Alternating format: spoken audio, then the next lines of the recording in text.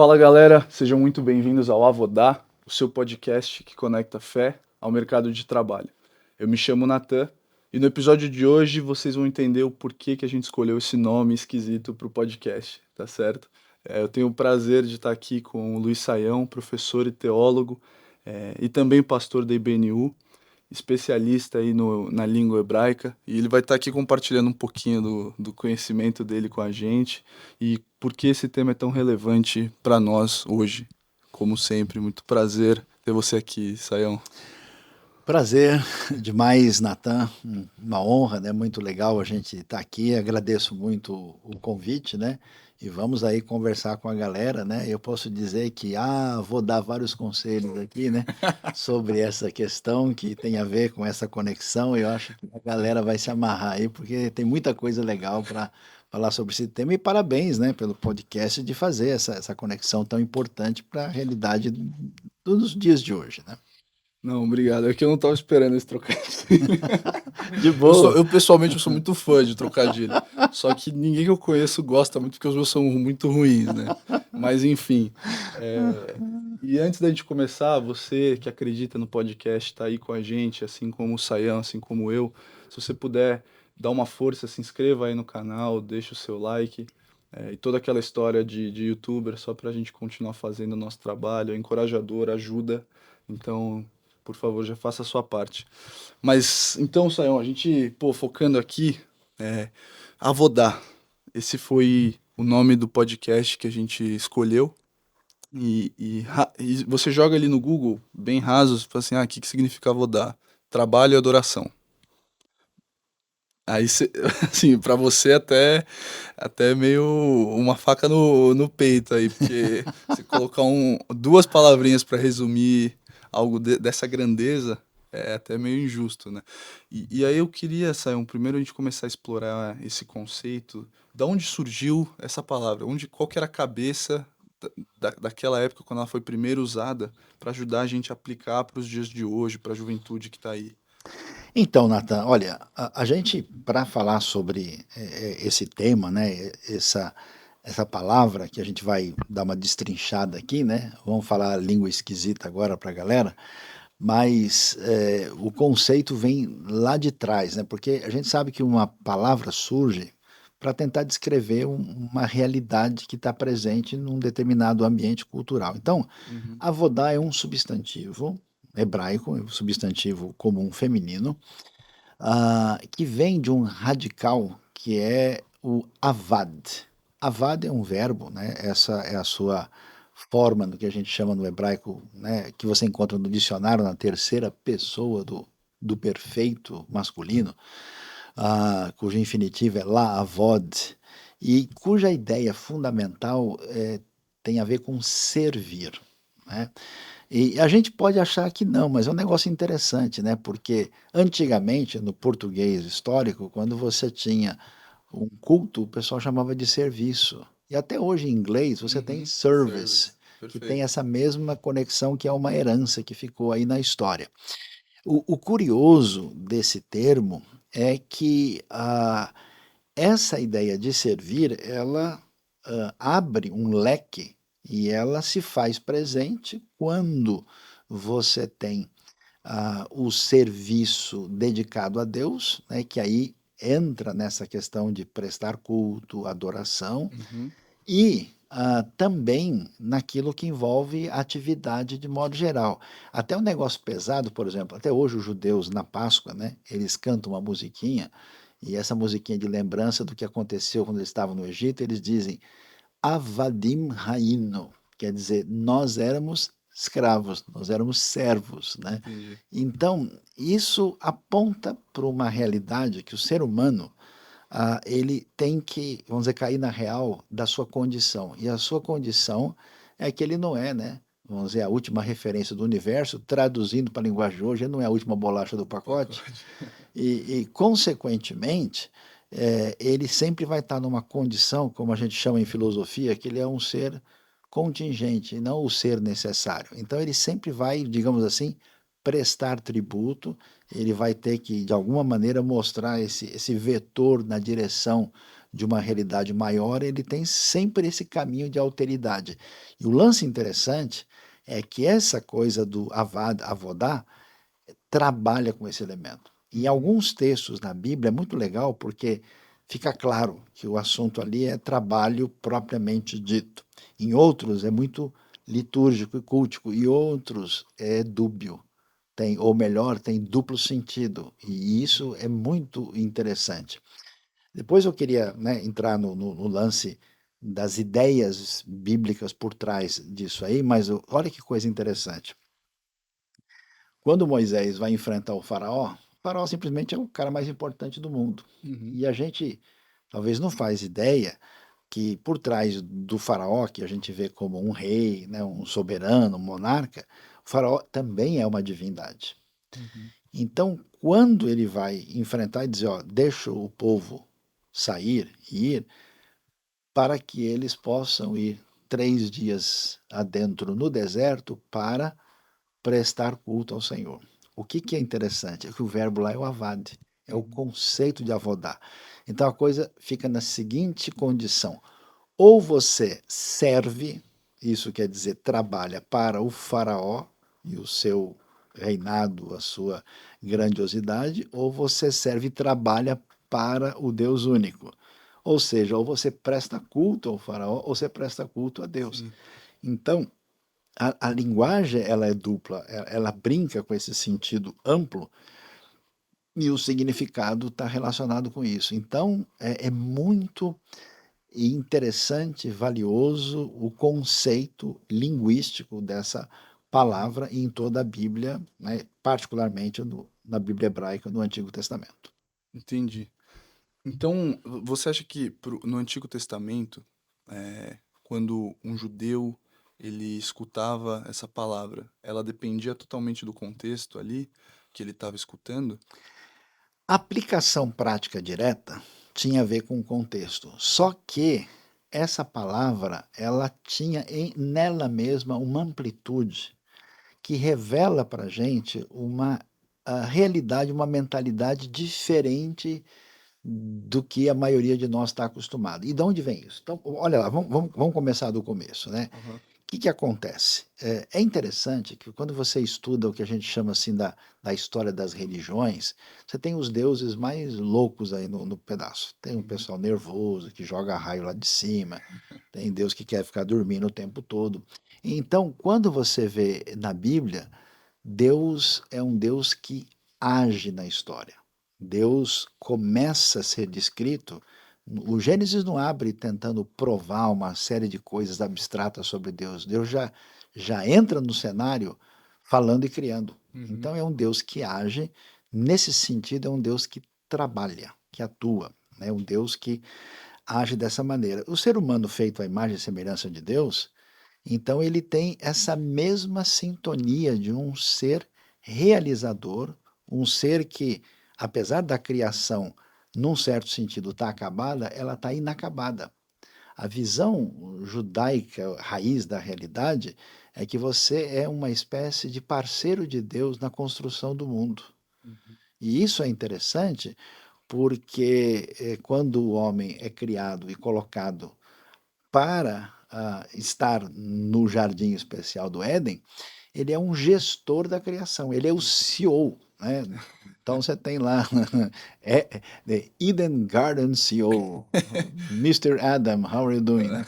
Então, ele está nesse papel interessante, e aí o pessoal sempre pergunta, ei, eu queria saber quem foi que inventou o trabalho. Bem-vindo a Gênesis, foi Deus, porque Uhum.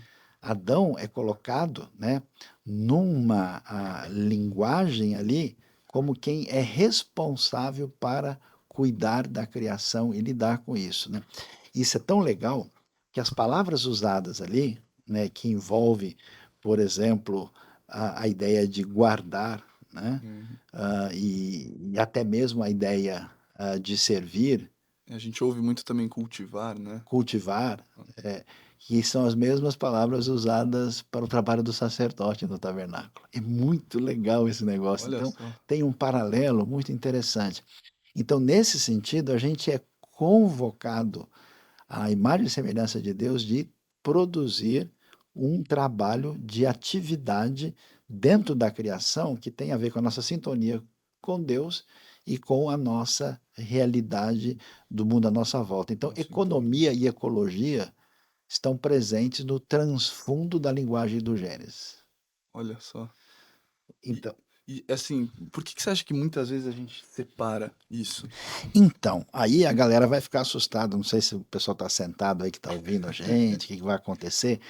É um negócio muito louco, Natan, porque o pessoal acha que esse negócio veio da Bíblia, mas não.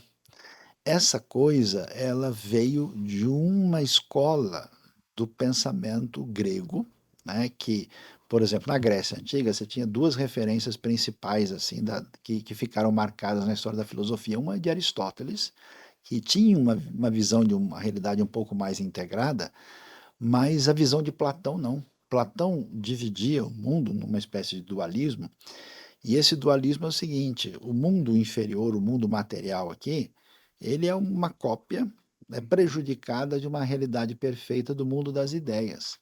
Então, nesse sentido, tudo que a gente chamaria de espiritual era superior, uhum, era melhor, né? entendi. E esse caminho platônico, ele deu uma piorada no movimento chamado neoplatônico, né, que é destacado por um filósofo importante chamado Plotino. E essas ideias, elas acabaram assim chegando numa confluência com a igreja cristã primitiva na Uhum. história. Tanto é que Paulo teve que combater muito isso também nas cartas dele, né? Combate porque eram o que a gente chama de movimentos do perfil pré-gnóstico, com esse tipo de pensamento. Então, o Uhum, que, que acontece? A ideia é negação da realidade concreta do mundo, é uma perspectiva de que o corpo é inferior e não vale nada, uma rejeição da matéria. Inclusive, a galera tinha problema com a encarnação de Cristo, tinha problema com ressurreição, né? uhum, E aí, essa visão trouxe para a gente esse tipo de espiritualidade que tem gente que acha que é cristã e é da Bíblia, mas uma espiritualidade de negação da realidade do mundo, a realidade concreta, a realidade que envolve o trabalho, que passaram a ser coisas menos importantes. Mas do ponto de vista da Bíblia, nunca foi assim. Tanto é, Natan, olha que coisa interessante. Vamos ver se a galera se liga no movimento aqui. Você vai ver que a vasta maioria do progresso científico e até mesmo do desenvolvimento econômico do mundo contemporâneo, se você pega de 200 anos para cá, 90% da galera é de transfundo protestante evangélico ou judaico, porque o pessoal está ligado nessa ideia integrada da realidade, em vez de pensar numa espiritualidade meramente metafísica. uhum, Então, o que parece muita espiritualidade pode ser fuga da realidade. uhum. Porque acaba que se você faz realmente essa distinção, você não consegue integrar uma coisa na outra e acaba dividindo completamente. E eu acho que assim, Sayão, por que eu te pergunto isso? Porque eu vejo que na cabeça do jovem, é, e isso eu falando como jovem, tá? Você sempre aprende, a distinguir bem, né? Domingo você vai pra igreja e é aquilo ali, tem que orar, levantar a mão no culto, e ali acabou aquilo, ufa, agora dá pra dar uma relaxada, né? E isso, consequentemente, a gente traz para o mercado de trabalho. Inclusive, eu estava até vendo um comentário de um cara falando assim: poxa, você vai trabalhar 8 horas por dia, né? Mais ou menos ali, você tem um horário de almoço e tal. E se você não consegue ser cristão no tempo que você trabalha, poxa, só aí todos os dias, né, de segunda a quinta-feira, durante 8 horas, você tem que largar a sua fé ou deixar de servir e honrar a Deus, sabe? É uma distinção muito, muito fora do que a gente deveria enxergar, né? Dessa sensação de completude. E aí a pergunta que eu te faço é, dentro desse conceito, como que você enxerga que a sabedoria bíblica tem a agregar pro trabalhador hoje, ou pro jovem que está entrando nesse mercado de trabalho, que às vezes ele já distingue, né, na escola, às vezes ele já distingue o que eu sou na escola, e o que eu sou em casa com os meus pais, e o que eu sou na igreja. Como que você acha que a sabedoria bíblica vem para unificar tudo isso e dar esse conceito de mente renovada? Então, a questão é que, vamos pegar a Bíblia, né, como referência, você pega, por exemplo, a lei de Deus, né, a Torá.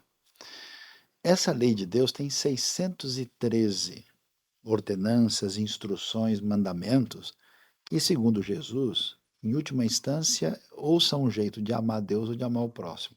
Quando você começa a olhar essas leis, tem umas leis muito estranhas, né? Que você fala, "Mas, pô, que isso? Que negócio?" E que a gente lê e parece não entender muito bem.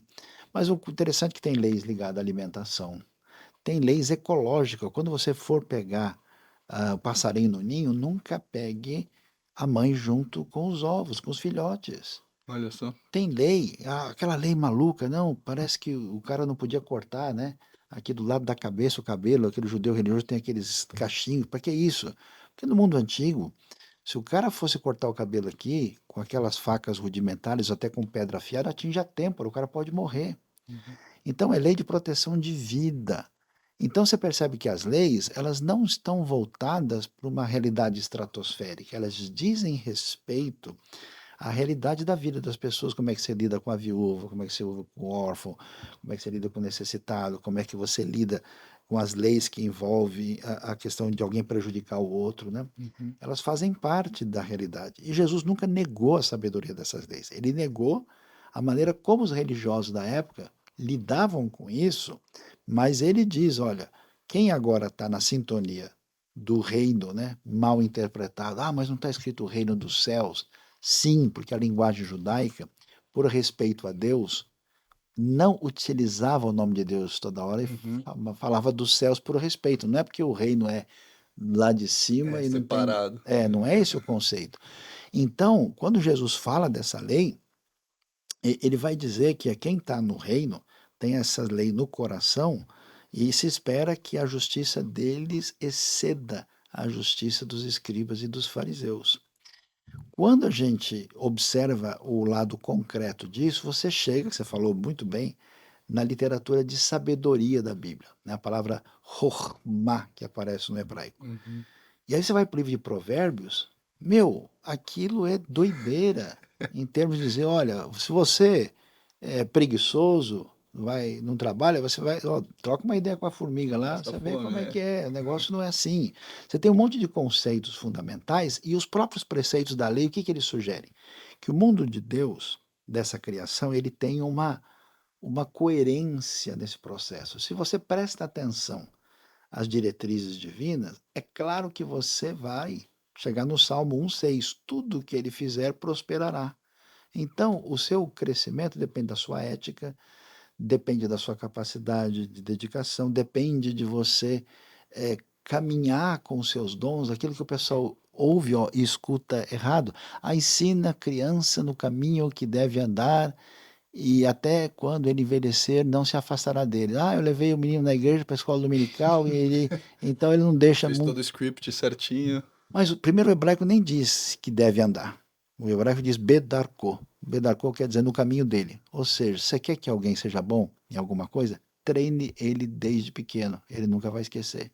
Quando é que a pessoa aprende a andar de bicicleta? Quando é que ele aprende a jogar tênis? Como é que ele aprende a falar francês? Quando é que ele Uhum. aprende a tocar piano? Não com 40 anos de idade. É. Ele começa cedo. Então, os princípios, eles são fundamentais para essa caminhada de vida. E como foi Deus que nos criou? E o mundo à nossa volta é a criação de Deus, tudo isso, vamos dizer, é uma oferta a Deus.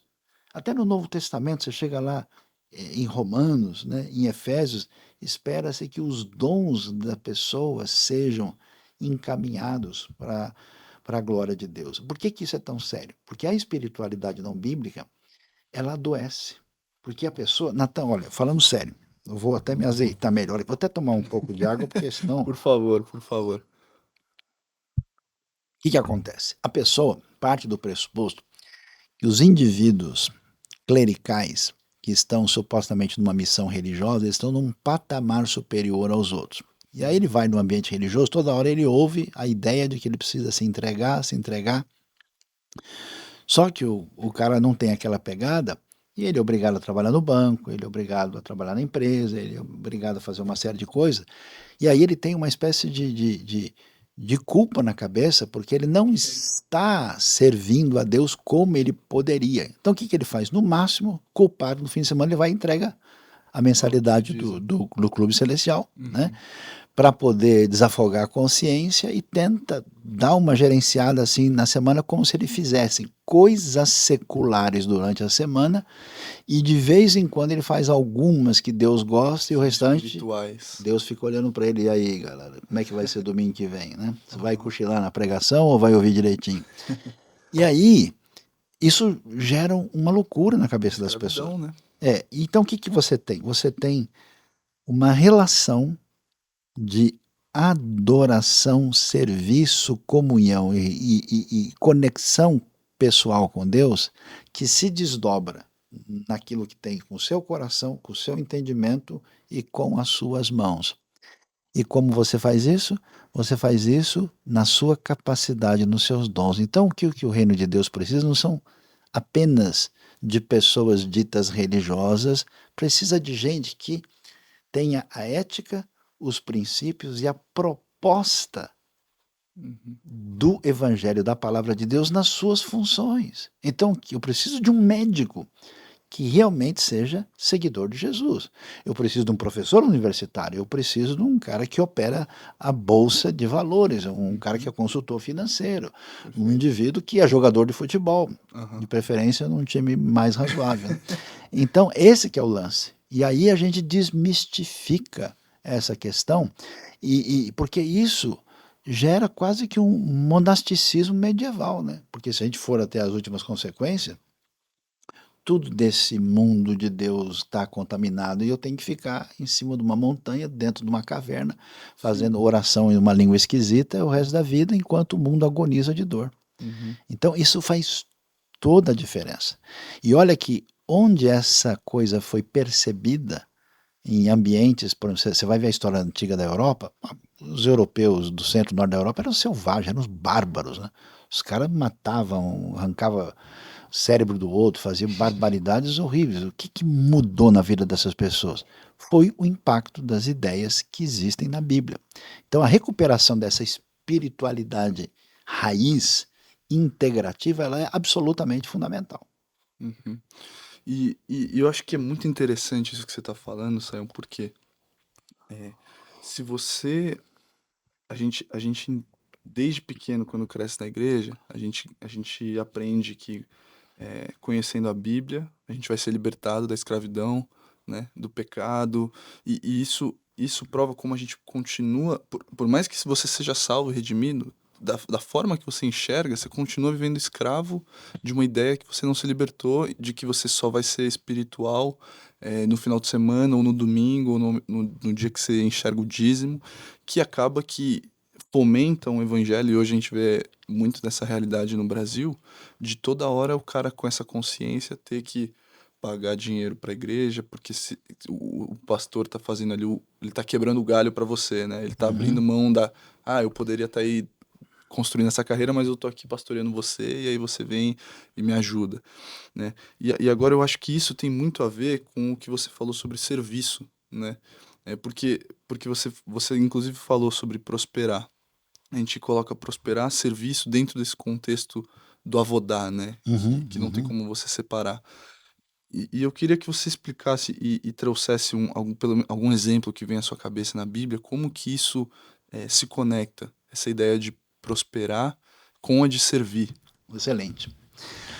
A gente tem um desequilíbrio tão sério nessas questões, de modo que você tem ou o que eu diria o evangelho de raiz platônica, de negação da realidade, que produziu o que a gente chama de teologia da mendicância, ao ponto de certas pessoas, por exemplo, em certos ambientes medievais, diziam que quanto mais detonada a pessoa tivesse, mais espiritualidade séria ela tinha. Teve gente que dizia, quanto mais piolho o cara tem, mais perto de Deus ele está. Que isso? Eu conheci várias pessoas santificadas em alguns vagões do metrô nos últimos tempos aí, né? A gente tem aquela coisa, né? E o pessoal chegou a dizer assim, ó, o mau cheiro do corpo quer dizer o bom cheiro da alma. Olha que Eita, né? doideira, né? Então tinha aquela galera que ficou lá porque, de fato, né? E eu acho que tem muito disso. Inclusive tem pessoas que têm bloqueio na cabeça dizendo assim, ó, puxa, se eu melhorar de vida, se eu prosperar, eu tô meio que fugindo de uma espiritualidade autêntica. Só que a canoa virou, e foi deixar ela virar, e o que que acontece? Do outro lado, agora chegou uma galera e falou, não, se você está com Deus, meu, você tem que ser o cara mais rico do mundo. E até botaram Deus na parede, dizendo o seguinte, ó, Deus está obrigado, eu descobri que ele fez uma promessa, agora, problema dele, eu vou exigir, eu vou Uhum. declarar, afirmar, e agora ele está me devendo. Um negócio muito doido, o cara passa a ser o senhor e Deus está a serviço dele. Quase um paganismo isso.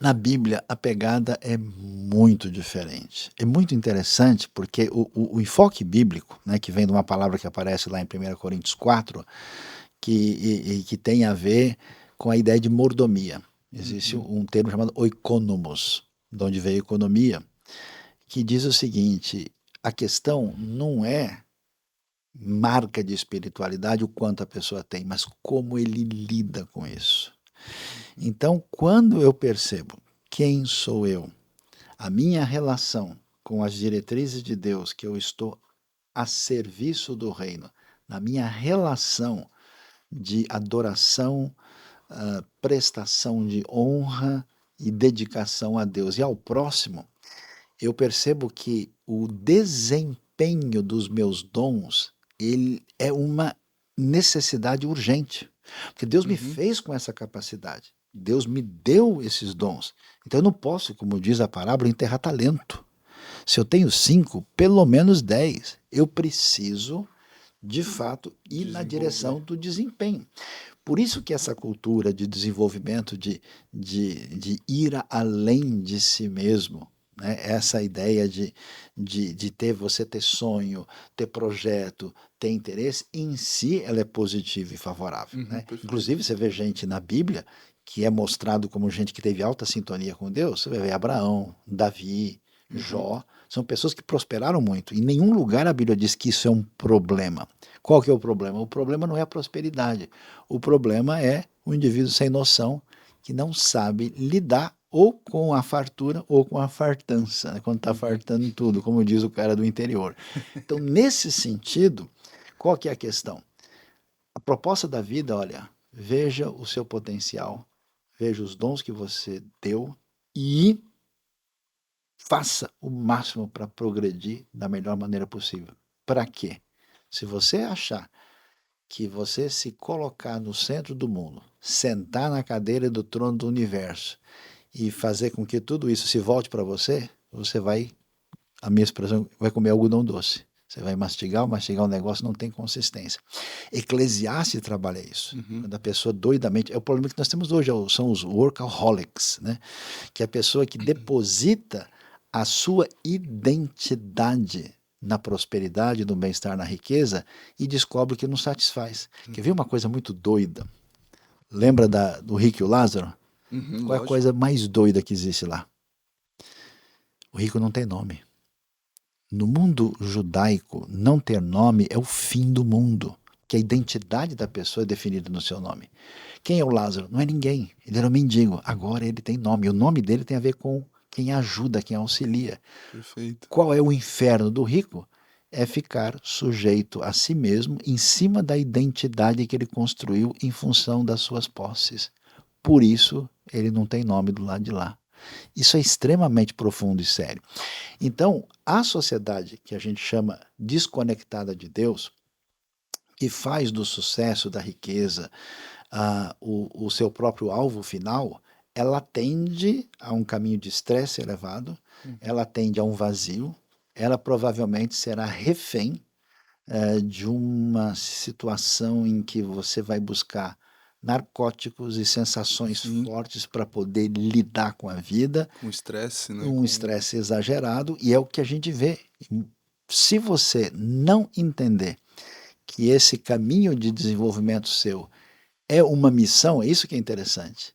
A gente fica sozinho no meio da avenida. O Viktor Frankl, né, que é aquele grande estudioso da alma humana que ficou preso no campo de concentração, né, e quase morreu, o cara chegou a pesar um pouco mais de 40 quilos, né, o criador da logoterapia, ele disse uns negócios tão interessantes, porque ele viu os caras presos, quase morrendo no campo de concentração, lá dos nazistas, e eles não abriam mão da sua esperança, e Hum. tinham expectativa e continuavam vivos e fortes. E aí ele viu, quando ele migrou para os Estados Unidos, a galera vivendo super de boa, desesperado com a vida, querendo pular do prédio e dar um tiro na cabeça. E ele falou, como assim? Aí ele falou, Parece paradoxo. ele disse, ninguém vai a lugar nenhum se não encontrar sentido na vida, se não entrar em paz com Deus e não viver a sua vida com sentido de missão. Então o que a gente precisa? Prosperar ao máximo, desenvolver ao máximo e entregar isso no altar. Entregar no sentido que a minha vida, ela desenvolve todo esse potencial para que eu seja um canal de bênção para a humanidade, para que a minha vida se torne, os meus dons floresçam, não para eu comprar mais um carro, mais uma casa, comprar o 10º casaco, você tem um corpo só. Então, quer dizer, é esse que é o lance, né? Não é a prosperidade é para que nós estamos fazendo isso? Não necessariamente só financeira, né? Porque hoje a gente pensa isso. A gente pensa prosperidade em termos de, isso que você falou, não só posses, mas também salário, status. Inclusive, enquanto você falava, eu lembrei de uma frase dos Guinness, que ele escreve, ele fala assim, que a busca por relevância se torna a principal fonte de ansiedade, esgotamento e superficialidade. Exatamente. Ele coloca esses 3 pontos. Eu acho que isso é tão interessante porque toda vez que a gente fala de trabalho, a gente automaticamente hoje já conecta com identidade, né? Você se apresenta falando isso, né? É curioso, fala assim, Ali o doutor fulano, né? exato, Eu sou Nathan qual? advogado. Não, é o advogado, ou o economista, ou ele trabalha lá no, né? Pelo que você tá falando aqui, trazendo pra gente, chega até a ser loucura a gente pensar dessa forma, né? Porque se eu coloco minha identidade em algo que eu faço, ou algum cargo, alguma coisa, amanhã se eu sou demitido, se eu se eu falho naquilo, né? Não é todo mundo que vai chegar ao topo, né? A gente teve aqui um dos caras que veio falar aqui com a gente, ele era CEO. E ele fala, cara, sabe? Ele fala assim, o grupo tem 44 mil colaboradores, tem um CEO. E, e quantos cristãos tem no grupo, né? Ou quantas pessoas que enxergam dessa forma? Como que você lida com isso?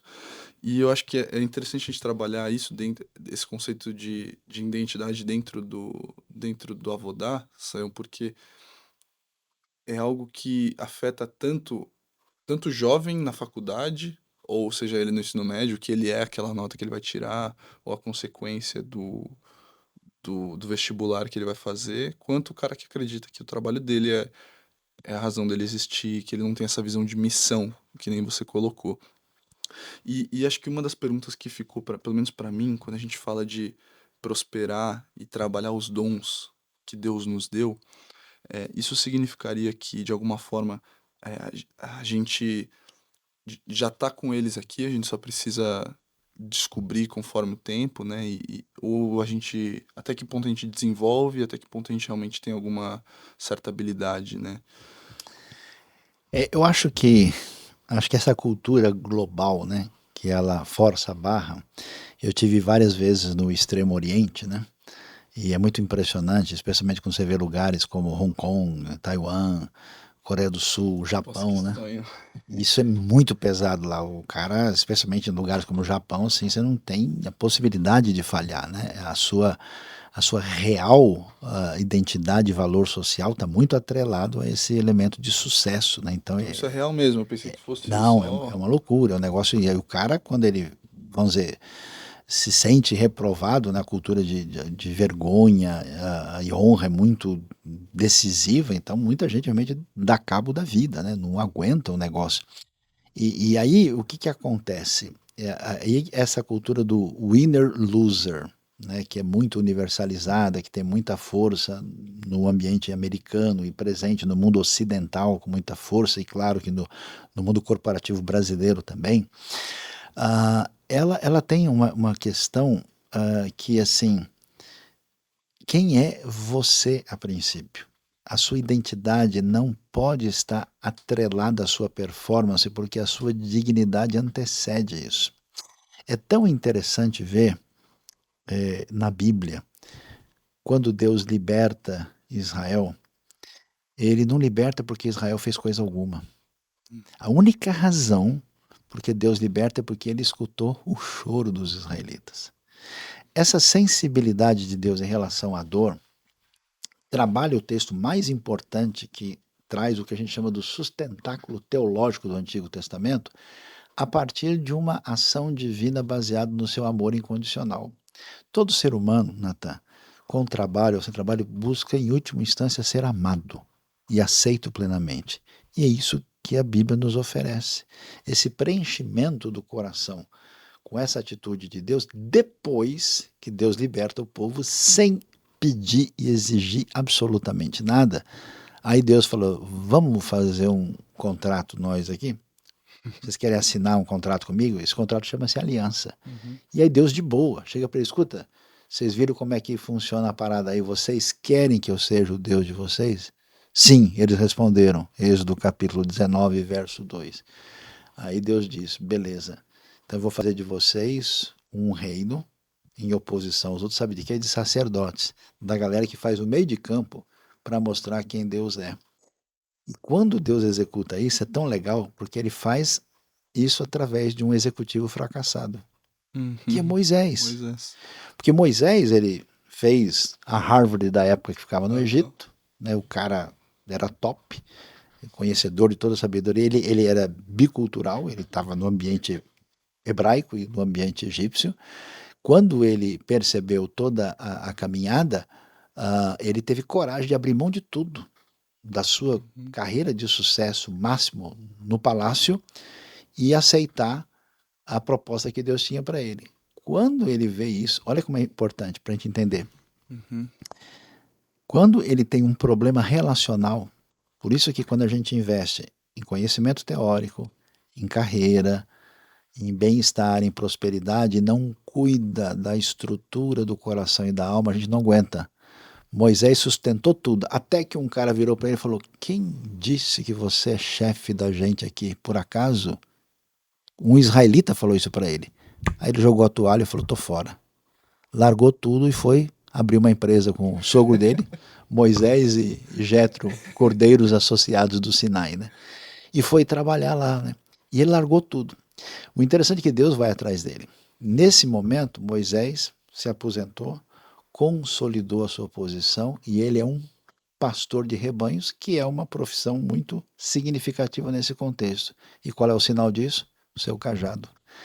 Quando Deus encontra e chama ele de volta, apelando para a curiosidade e necessidade interna de conhecimento, porque Deus faz a sarça, né? Cria o efeito especial pré-Hollywood ali da sarça ardente, e o Moisés fica ligado, e ele se aproxima para ver, lá em Êxodo capítulo 3. Quando ele se aproxima, Deus fala. Aí que Deus pede para ele, fala para ele pegar a vara e jogar. Quer dizer, o símbolo de quem ele é o seu cajado. Deus manda ele jogar isso no chão. O sentido disso é que Moisés abre mão do que ele está sendo para ver aquilo se transformar numa serpente, que é símbolo de vida ou morte, e ele pega de volta, e aquela vara transformada, aquele cajado, vai abrir o Mar Vermelho. Então, o que quer dizer isso? Que todo o potencial que nós temos, aquilo quando está voltado para esse elemento limitador, mais cedo ou mais tarde, isso definirá o nosso fracasso real. Quando isso entra na sintonia com Deus e com a missão, isso adquire um significado diferenciado. E os nossos dons? Sim, nós nascemos com vários dons. E essa cultura do winner loser, ela perde porque ela confunde a proeminência com a verdadeira relevância. Por exemplo, minha orelha é proeminente. Quando eu era criança, não precisava nem de cobertor, botava ela por cima, né? Mas o meu pulmão é invisível, né? O meu fígado, meu pâncreas não é nada. Mas, meu amigo, se eu levar um corte na orelha e um no pâncreas, Mesmo que o pâncreas não apareça, ele é vital. Sim. Então a gente tem uma ideia que se alguém não está no holofote, se alguém não está lá no first stage, né, da coisa, é que essa pessoa... Então muitas pessoas pensam isso, olha, se eu vou, né, tá em tal lugar, eu preciso estar nessa posição top, senão eu não sou ninguém. Isso é loucura, Uhum. né? Eu vi uma história interessante contada do indivíduo que, o presidente americano, que foi visitar uma instalação da NASA, né, no tempo que eles estavam lançando os primeiros foguetes para o espaço, e aí ele conversou com o zelador, né, Hum. e perguntou para ele, escuta, o que você faz aqui? Eu ajudo a fazer com que nós venhamos a lançar as nossas espaçonaves para o espaço. O zelador respondeu isso. Ele tinha consciência do Uhum. papel dele dentro da missão. Então, nesse sentido, claro, né, eu, por exemplo, eu não sei cantar nada, né? Sabe Aham. aquele ditado, quem canta os outros espanta? É o meu caso. Mas eu vou ficar maluco, puxa, como assim eu não canto? Não, preciso ver o que eu tenho de dom. Uhum. Agora, o dom não basta. Por isso os conselhos de provérbios, por isso o conselho da importância da educação, né?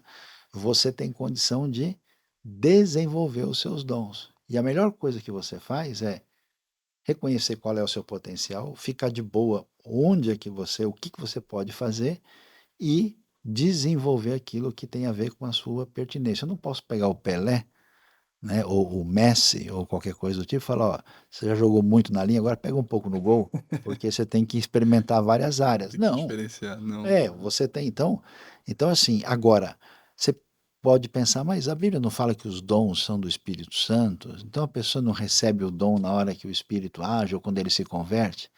Então, qual que é a questão?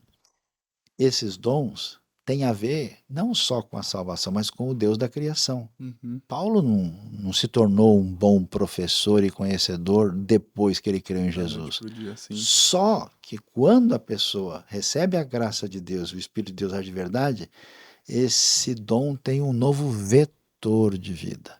Então eu conheço gente da área de saúde, da área corporativa, da área de ensino, que antes lidava com o seu dom no jeito. Aí quando ele bebeu das águas do reino, quando ele foi tocado pela graça, ele bebeu o mel que vem lá de cima, essa pessoa falou, não, peraí, agora o que eu faço tem outro enfoque. E aí, vamos dizer, o dom ganha realmente um upgrade. E esse upgrade é obra do Espírito. Amém. Amém, pastor. E assim, o Sayão, eu queria agora puxar um pouco também o seu lado, tanto de professor, mas agora um pouco voltado à sua experiência no meio da igreja, né, eclesiástico. Você vê muita coisa, escuta, tá no meio dos pastores, enfim. E qual tem sido, pelo menos na área de trabalho, você tem percebido equívoco, sabe? De tudo que a gente conversou aqui, e talvez que a gente não tenha conversado, que as pessoas trocam, sabe? Que faz elas entrarem em crises como, por exemplo, o burnout. Eu sei que a gente conversou um pouco sobre identidade, sabe? E também sobre propósito, mas dentro da igreja, sabe? Porque às vezes a gente corre o risco de achar que a crise que eu tô tendo, também na visão dualista, ela acontece no meu, sabe, no meu corporativo. Mas a gente, você não consegue passar por uma crise e simplesmente largar ela se você entrar na igreja, por exemplo, né? Ou você estar alegre e entrar num ambiente e simplesmente deixar aquela alegria pulsando no seu coração. Eu queria entender que você tem visto hoje, e até para o jovem que está escutando a gente, ajudar ele na projeção de carreira mesmo, e dentro da igreja também, como servir. Ah, o que acontece em muitos ambientes, que a gente pode dizer que não são ambientes muito saudáveis, primeiro é essa divisão, onde a pessoa fica naquela, olha, eu preciso ser mais espiritual, mas infelizmente eu não posso e não consigo por causa das minhas necessidades tal.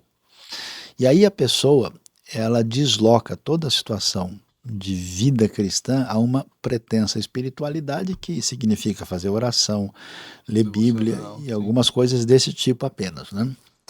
E aí o cara faz uma oração muito bonita e depois dá um tombo no vizinho na hora de pagar as contas, né? Então onde às vezes a ética não está presente muitas vezes. E aí esse processo de culpa que torna a pessoa refém de maus líderes, por exemplo, aperta o indivíduo para que pelo menos ele tenha algum desenvolvimento pragmático em relação à sua espiritualidade. Daí esse ativismo maluco que acontece em muitas comunidades, onde a pessoa tem que fazer um monte de coisa e ele se sente impulsionado. E se ele não faz, ele, né, sente uma cobrança, um negócio complicado. O que acontece? A nossa sociedade hoje ela é extremamente acelerada. Uhum. Né? A gente vive numa intensificação, até pelos meios de comunicação, onde as pessoas estão super concentradas e até mesmo não têm condições de acompanhar. Isso vai produzindo um estresse que entra em conflito com a teologia do Shabat. Perfeito. E o que envolve esse negócio do Shabat? O Shabat é uma maneira de subordinar a realidade do tempo à esfera do sagrado. E a coisa é tão interessante porque a lógica do Shabat, mais do que a pessoa ficar discutindo, começa que hora, é sábado, é domingo, não sei o quê. A lógica é o seguinte: o Shabat é o templo de Deus no eixo do tempo. Alguém pode roubar o seu livro, pode destruir o seu altar, pode quebrar o seu templo, pode levar todos os seus objetos sagrados, ninguém pode roubar o Shabat. Então, o Shabat é um reconhecimento do Deus da história e com a seguinte ideia: meu amigo, sabe de uma coisa? Você acha que o mundo depende de você? Porque você fica rodando na cabeça o tempo todo o que você fez, você deve fazer, você fica congestionado, então chega. Tradição boa, rabínica antiga dizia: proibido não se alegrar no Shabat.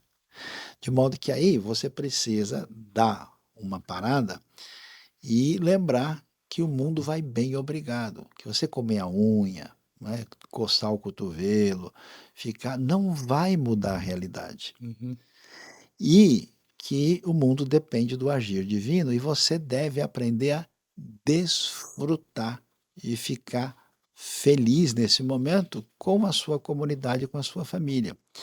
As pessoas que adoecem, elas não conseguem fazer nenhum Shabat. Elas ficam, mesmo que elas estejam na igreja, o cara está na igreja, está pensando em outra coisa. Sim, ele não O consegue fato, ter paz. não, o cara fica pirado. E aí, esse tipo de coisa congestiona a cabeça de tal maneira e a pessoa não tem essa. Até porque essa espiritualidade doentia, você pode ver no livro e no filme O Nome da Rosa, você tem a repressão do humor, né? Você tem e a Bíblia diz: o Senhor se rirá e zombará deles. Né? Por que os judeus desenvolveram tanta comédia? Porque o humor está presente na Bíblia com ironia do começo ao fim. Olha só. O Karl Barth dizia um negócio tão interessante: o riso, o humor é a coisa mais próxima da graça de Deus. Aí você tem o quê? Você tem o muçulmano xiita e o evangélico chato. Quer dizer, os caras são carne de pescoço, um negócio muito louco, né? E aí, não é doido o negócio? Então, como você tem essa cultura de pressão, o pessoal fica maluco Uhum. e pira. E aí, essa lógica do Shabat, olha o que Jesus disse que a gente tem que fazer? Qual que é a pegada de Jesus? Cara, você quer estar de boa? Sabe o que você tem que fazer? Olhe as aves do céu. Uhum.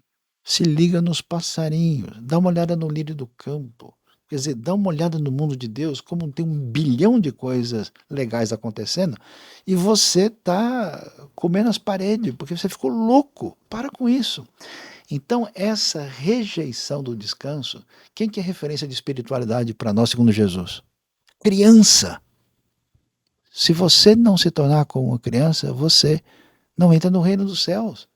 Então, nesse sentido, eu acho que a gente se tornou refém, né, de uma proposta laboriosa idolátrica. Que a Uhum. gente se centraliza tanto no negócio que você não consegue mais descansar de parar, de pensar em você, nos seus problemas, nos seus desafios, e você fica doido. Então você não consegue achar nada legal. Uhum.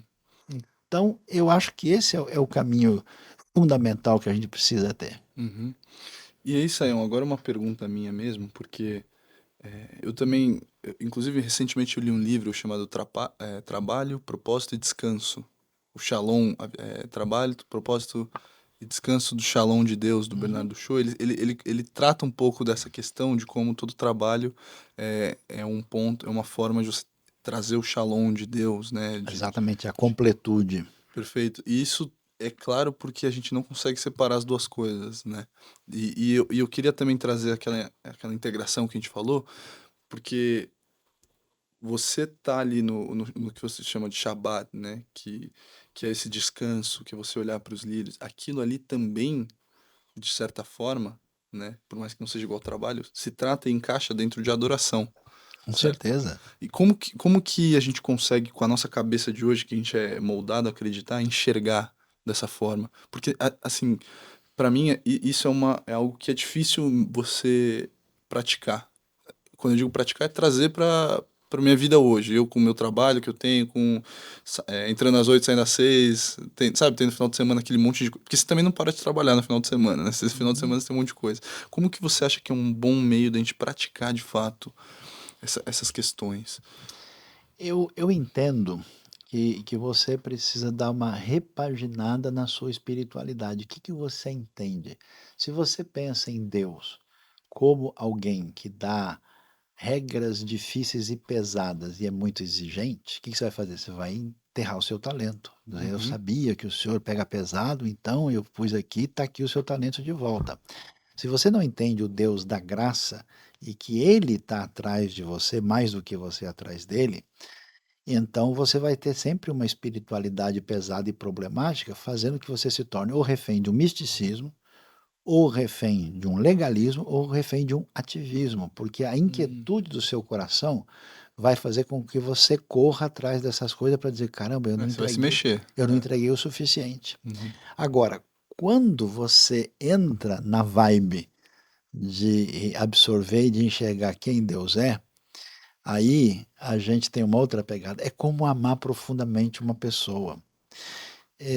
Pensa uma pessoa apaixonada, né, eu sei que você está num É, caminho eu tô meio assim também. não, tal, né. Quando você quer agradar a pessoa, você fala: "Olá, eu preciso agradar a minha amada ou ao meu amado. Então o que que eu devo fazer? Aqui está, devo dar 2 beijos, um abraço, um aperto de mão, não sei o quê". Ninguém faz isso, né. Você tem a satisfação de presentear, né.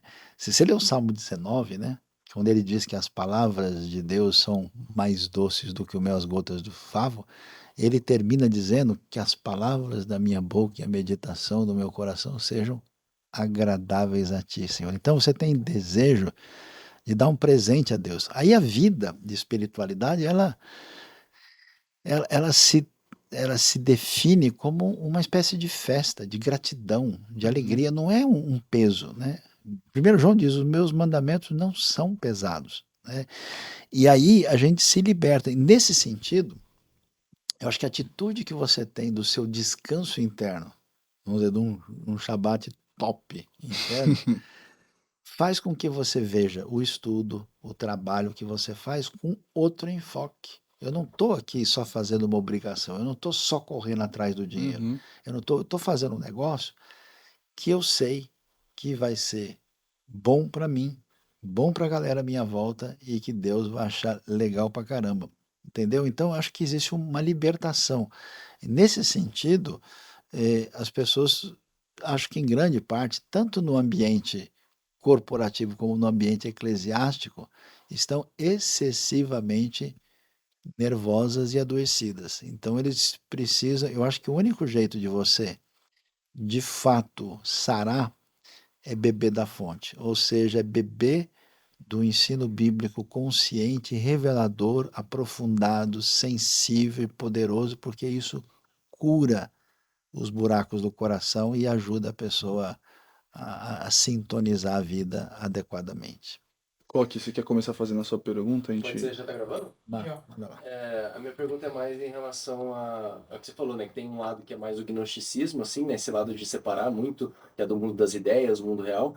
Tem outro lado, assim, que não foi colocado nesses termos, assim, mas é muito voltado para essa teologia da prosperidade que a gente tem hoje. E aqui no Brasil, essa teologia da prosperidade cresceu muito, acho que na década de 80, 90. Eu queria saber de onde vem isso para você, assim, porque a ganância, ela sempre existiu. O problema não é a prosperidade, né, em si, o problema é essa ganância nossa de querer tudo pra gente. De onde isso surgiu, como que você vê isso hoje no Brasil e para o jovem, né? Porque eu acho que a teologia da prosperidade para a gente hoje é muito mais voltada para o lado mais emocional, de ser relevante, isso que o Nato estava falando de ser relevante. Então, de onde você acha que isso surgiu, herdou isso de qual movimento, assim? Como que é a teologia da prosperidade hoje no Brasil, assim? Então, o Brasil tem uma tradição cultural que herdou, na maior parte da sua tradição, uma visão ah, do tipo de catolicismo que se desenvolveu na Península Ibérica. Esse catolicismo que é diferente do que você tem na Bélgica ou do que você tem na Áustria, por exemplo, ele se tornou um catolicismo muito menos ligado à ideia de progresso, de desenvolvimento, nunca foi o forte, né? E isso se juntou com outras tradições que vieram a compor a nossa realidade, de modo que o brasileiro cresceu muito numa postura mística da realidade, uma postura de que espiritualidade não é amiga de desenvolvimento e progresso econômico e cultural, e também uma pitada de fatalismo. As coisas acontecem por causa do destino, porque estava escrito nas estrelas, porque as coisas são assim. O que acontece? O Admirável Mundo Novo não só trouxe um contato mais próximo com as ideias que floresceram no mundo protestante, como a realidade capitalista, a realidade do mundo, vamos dizer, neoliberal, desembarcou aqui com força e nós começamos a ver uma certa simbiose ou conexão dessas ideias. E, de repente, um indivíduo que achava que ele nasceu assim, que pau que nasce torto morre torto, que ele vai viver desse jeito, descobriu, não, peraí, se eu tiver fé e derramar o azeite do profeta em cima da roupa de trabalho, tudo vai mudar. Então, foi uma associação curiosa dos sonhos de consumo capitalista associada ao misticismo histórico da população brasileira. Por um lado, é interessante, porque desloca esse indivíduo que tinha uma visão fatalista a imaginar que ele pode, sem culpa, alcançar um certo progresso financeiro. O problema é que nem sempre essas metodologias parecem muito confiáveis e elas se resolvem de maneira mística e não por aplicações de princípios bíblicos propriamente ditos, né? E aí o que acontece? Isso trouxe um grande crescimento, muito forte em classes mais simples, mas também atingindo outras classes, onde o sucesso econômico se dá através dessas ideias que prosperaram lá. Só que assim, essa realidade começa a perder força, né? E chega um momento que não é só um carro bom, uma casa legal, que realmente completa você. Então hoje, em função eu diria, desse esgotamento das forças psíquicas em função da nova realidade, você tem hoje, vamos dizer, um fenômeno onde a prosperidade divina significa você alcançar um elemento de importância, de relevância, você vai ser alguém, então isso passou a estar presente como um desdobramento de um desequilíbrio teológico e, ao mesmo tempo, uma reação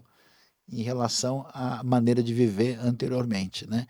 É curioso que esse fenômeno está presente em outros ambientes na América Latina também. Curiosamente, na América do Norte você tem elementos paralelos, mas raramente, por exemplo, você vai ver uma coisa dessa, por exemplo, no ambiente europeu ou em certas áreas da Ásia, isso parece não ter força para encontrar oxigênio para respirar naquelas regiões. Pô, muito, muito legal, Sayão. Agora, uma pergunta que eu tenho, até encaminhando aqui para o final, a gente ouve muito e vê até muitas empresas, empreendimentos, sempre associados à religião judaica. Com base em tudo que você estudou, viveu e conhece, você enxerga que está muito relacionado pela forma que eles enxergam o trabalho? É interessante a sua pergunta e, de fato, existe toda uma discussão, né, em toda a história, por que, né, não é bem assim, né, mas por que na maioria dos casos parece que os judeus têm uma tendência à prosperidade, né? Então, de um lado, é um pouco de mito isso, né? Quem Uhum. conhece Israel, por exemplo, sabe que eu conheço um monte de judeu que é pobre, que vive em situação necessitada, né? Inclusive Israel tem gente pedindo ajuda nas ruas, como em qualquer lugar do mundo, né? Então não é verdade que assim tem judeus que entram por uma linha religiosa muito radical e muito exagerada e que dificilmente, né? Por exemplo, o judeu muito religioso, às vezes tem 8, 10 filhos, às vezes não tem condições de lidar Uhum. com isso, né? Mas, de modo geral, a mentalidade, a perspectiva judaica da realidade, ela tem um fator interessante, ela não bebe dessas águas neoplatônicas Hum, então eles têm uma consciência de que a sua relação com Deus tem que de alguma forma refletir a realidade da vida à sua volta. Desde a antiguidade, o povo judeu era um dos poucos povos, né, aí que tinha uma ideia de que a sua liberdade era decisiva, você não era refém do destino e do fatalismo, que você tinha princípios de Deus e a coisa mais importante era mudar a realidade por meio da educação. E outra coisa curiosa, que é muito forte, isso, por exemplo, você chega no Ano Novo Judaico, geralmente cai em setembro e outubro, o que você vai cantar no Ano Novo? Aí você escuta a música do Ano Novo Judaico, ela vai dizer, né, muitas coisas, mas a frase que mais se repete diz: Od tire, kamatov yehye bashana bashana rabá. Você ainda vai ver, você ainda vai ver quanta coisa boa vai acontecer no ano que vai nascer. Quer dizer, é um otimismo total. Os uhum. caras são malucos. É impressionante. Você chega em Israel, por exemplo, né? Eu já tive lá mais de 60 vezes. E aí você vê um cara que o pai dele veio da Polônia. Ele vendia chapéu lá em Varsóvia e vivia num clima onde faz 20 abaixo de zero, numa realidade totalmente diferente. Aí o cara mudou para o deserto da Judéia. Uhum. E hoje o cara planta no deserto. O pai dele tem uma experiência, uma realidade totalmente diferente. E aí essa comunidade mudou para lá e os caras transformam o deserto em jardim. Porque qual que é a ideia que o pessoal tem? Primeiro é o seguinte, não tem tempo ruim. Qualquer coisa a gente enfrenta e a gente consegue.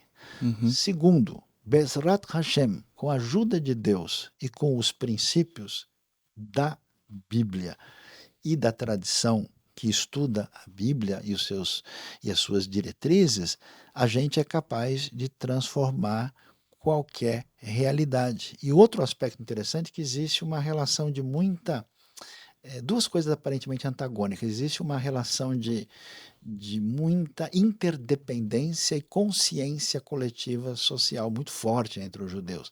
E, ao mesmo tempo, aí que vem um negócio que deixa a gente mesmo com o pé atrás, a santa capacidade de brigar. Uhum. Onde há dois judeus reunidos, há pelo menos 7 opiniões diferentes. Aquilo que para a gente é um problema, nossa, o cara falou com o outro, ele ficou bravo, não, então não pode, fala que a pessoa, o judeu é papo reto, é Uhum. direto ao ponto. Você vê dois caras falando com outro pessoal, nossa, eles estão brigando, estão dizendo bom dia. Uhum. Então, quando você tem a liberdade de você jogar suas ideias na mesa, o outro indivíduo vai lá e fala, não, mas espera, isso é um absurdo, não é bem assim, o que você tem? Ciência. Você tem progresso, Uhum. porque você tem realmente o contraponto, e isso provoca, né?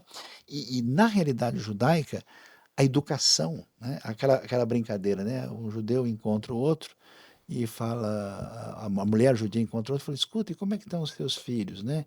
Estão vendo aí, um tem 3 anos, o outro tem 4, quem? O médico ou o advogado? Então, essa mentalidade, né, ela é muito forte. Mas veja, Natan, grande parte disso vem da sabedoria bíblica. E, Uhum. curiosamente, você vai ver no ambiente ocidental, na Europa, na América do Norte e, em certo ponto, também na Ásia, até mesmo no Brasil, em outros lugares da América hispânica, você vai ver que essas ideias também se fizeram presentes. Então, por exemplo, quando você tem uma tradição de um país com uma cultura reformada mais forte, você vai ver que essa ideia de progresso, de desenvolvimento, de conhecimento, ela é muito forte, inclusive de bem-estar financeiro. Uhum. Agora tem uma ressalva também, né, para a gente tomar um certo cuidado com isso. O Uhum. americano prospera e vai bem, ele é milionário, aparece na Forbes, normal. O alemão prospera, não, normal. O japonês prospera, não. O suíço, o francês, todo mundo é normal. De repente, olha, o cara é judeu, né? Essa Aham. associação Sim. que todo mundo ganhou dinheiro e tá tudo certo, foi de boa, mas se olha, o judeu ele deve ter feito alguma coisa diferente, o cara acho que cobrou Aí vem um juro. certo preconceito. Aí tem um certo preconceito, um certo antissemitismo, né? E você vê que em Israel, grande parte do que você vê de Israel hoje, sabe o que que é? Exportação de inteligência. Uhum, Muito mais do que qualquer perfeito. outra coisa. E isso está ligado com essa perspectiva ligado ao valor da educação. Uhum. E também, Sayão, dessa visão que a gente falou, já trazendo da Vodá integrada, né? Sim, Porque se o cara vou não dar uma palavra separa. hebraica. Sim, é exato. Tipo, é justamente dessa conversa que a gente tá trazendo, ele não tem essa cabeça, né? Que necessariamente a gente muitas vezes De tem. negação do mundo, de jeito nenhum. E também não tem essa pegada pessimista. E nesse ponto eu admiro. Tem coisas que no contexto judaico-israelense eu não acho lá muito legal, mas tem umas coisas, por exemplo, eu fico impressionado, né? Porque nos momentos mais pesados e incríveis que o povo enfrenta, os caras têm a capacidade de dar a volta por cima assim, ó. Por causa, agora mesmo com esse conflito com a questão do terrorismo, Uhum. eu tenho contatos e amigos em Israel e eu tentei conversar com o pessoal, assim, vou lá dar uma força, vou consolar, descobri que eu estava pior do que eles, né? E o pessoal chegou, não, nós vamos resolver isso aí, não, daqui a pouco isso vai passar. Uhum. E eu falei, meu, de onde os caras tiram uma força dessa? Então, nesse sentido, essa capacidade, né, de virar a página Uhum. é impressionante. E esse tipo de conteúdo, não tô falando que é isso, tá?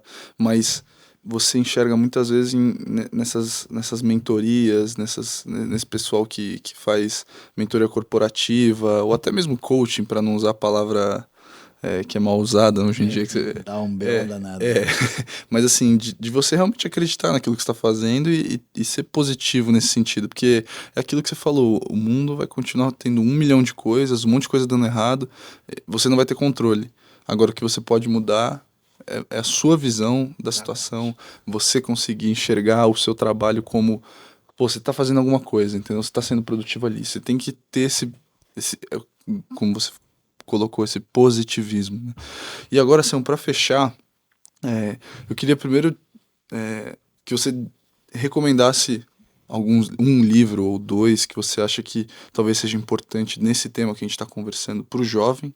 E, e segundo, dá um conselho para o jovem de hoje, com tudo que a gente tem vivido, sabe? Do que a gente falou aqui, de não só de separar a visão de trabalho da vida espiritual, não só de ter essa busca por relevância da teologia da prosperidade. Que conselho você daria para o jovem que busca isso hoje? Eu acho que, em primeiro lugar, a gente precisa fazer um exercício de ah, sossego e tranquilidade no nosso coração. Sabe aquele lance que você precisa salvar alguém que está morrendo na piscina? Uhum, Né? Quer dizer, se você não cuidar de você primeiro, né, você morre afogado junto. Então você tem que saber fazer isso. É igual avião, né? Deu um pane, caiu a máscara, coloca a máscara em você primeiro, senão você desmaia antes. Então, assim, você precisa ficar de boa. E esse ficar de boa significa acalmar o coração que está relacionado com essa perspectiva que você tem em relação a Deus e que a gente mencionou agora, né? Eu tenho certeza que o futuro será promissor. Eu só construo o futuro se eu tiver uma perspectiva de esperança. A gente está contaminado hoje, especialmente no universo religioso, que tudo é o fim do mundo, que o anticristo está ali na esquina esperando a gente, porque não sei o ainda mais quê. Brasil, né? A gente reclama direto, Direto, Brasil, o governo, povo política. complicado, tudo assim, o cara tá sempre, entendeu? Chupando limão o tempo todo, que doideira. Então, se você não tiver uma pegada em que o seu coração tá sossegado e blindado, você não consegue chegar em lugar nenhum. Depois, de boa, com a ajuda de pessoas experimentadas, dá uma olhada assim, realmente no que você tem a oferecer. O que que você tem como potencial? E aí, com tranquilidade, caminhe na direção, e isso vai demorar um tempo, você tem que ter paciência. Deus nunca tirou o povo do Egito para jogar na Terra Prometida. Bem-vindo ao deserto. Isso é Uhum, importante, faz parte da sua caminhada, faz parte do seu aprendizado. Você precisa desenvolver paciência, precisa saber trabalhar com as pessoas, você tem que interagir com outros elementos que você tem que ser um passo de cada vez. Não adianta entrar em desespero, então controle as suas emoções. E eu diria o seguinte, eu quero fazer uma sugestão, acho que uma pessoa que vale a pena ser ouvida nessa área é o Tim Keller. Uhum. Tim Keller foi um líder de uma igreja presbiteriana em Nova York, muito sensato, muito equilibrado, com uma teologia muito bem fundamentada, e ele tem um livro que fala sobre Uhum. cultura, fé e trabalho, que a editora Vida Nova publicou, que eu acho que vale a pena a gente ler. Uhum. É o Como Integrar Fé e Trabalho, né? Como integrar fé e trabalho. Eu acho Perfeito. que vale muito a pena. O segundo, né, eu peço licença, né, para semear um pouco de espiritualidade, eu publiquei um livro chamado O Sermão do Monte, a Uhum. espiritualidade de Jesus, né, no texto de Mateus 5-7, que está presente aí na editora da RTM, da Rádio Transmundial, né? Então, se você Legal. quiser enfrentar a grande tribulação, leia o livro, que vai ajudar você a caminhar. E terceiro, eu acho que vale a pena para a gente ter um dos problemas da cultura contemporânea é que você vê um tema, um assunto, uma disciplina e tem uma visão muito, muito pontilhar. Então, falta assim, ter uma perspectiva assim, de uma visão ampla da realidade, uma compreensão da história da cultura. E aí, você mencionou o Os Guinness, né? Antes do Os Guinness, quem fez um trabalho interessante foi o Francis Schaeffer. O Francis Schaeffer escreveu um livro, né? Como então viveremos? How should we then live? Onde ele dá um panorama assim do que aconteceu na história, como é que as ideias foram mudando, o que acontece no mundo para a gente chegar onde a gente chegou. E aí essa visão assim mais ampla ajuda a gente a situar, né, onde é que a gente está direitinho, porque Uhum. abre um pouquinho de reflexão, um pouquinho mais histórica, filosófica, que eu acho que faz parte dessa realidade. Uhum. Hoje, né, eu acho, parabenizo muito a vocês a fazer isso aqui, porque hoje o que você tem, né? Você tem o cara que entende de economia, o outro entende de religião, o outro entende de medicina, o outro entende de matemática, e você tem a falta de capacidade de interação entre os Uhum. diversos saberes, o que faz com que você use um óculos enviesado. O cara Uhum. fez engenharia, ele vai ler a Bíblia como se fosse um livro de engenharia, né? O cara estudou biologia, ele vai enxergar matemática de outra maneira. Então, a conversa e a interação aí, ela é bastante razoável. Então, vai um de reflexão, um de espiritualidade e um de Perfeito. trabalho e economia propriamente dita. Perfeito. Obrigado, viu, Sayão, pela conversa. Eu pessoalmente, não tô falando isso porque tá gravando, eu realmente saí daqui com muitos conceitos e aprendizados, mas também com muitas perguntas que vão me fazer ir atrás, estudar, aprender. E eu acho que é nessa questão que a gente vai desenvolvendo, que a gente vai crescendo, e aquilo que você falou dos dons, da importância que a gente recebe, e ao invés de enterrar, a gente corre atrás e busca se conhecer. Eu acho que isso faz total sentido para mim, para você também, mas para quem tá escutando a gente. Eu queria agradecer pela presença, viu, Sayão? Sempre um prazer poder aprender com você. E agradecer você também que escutou a gente. Lembre-se, trabalho é adoração. Fique com a gente até o próximo episódio. Valeu, gente. Um abraço.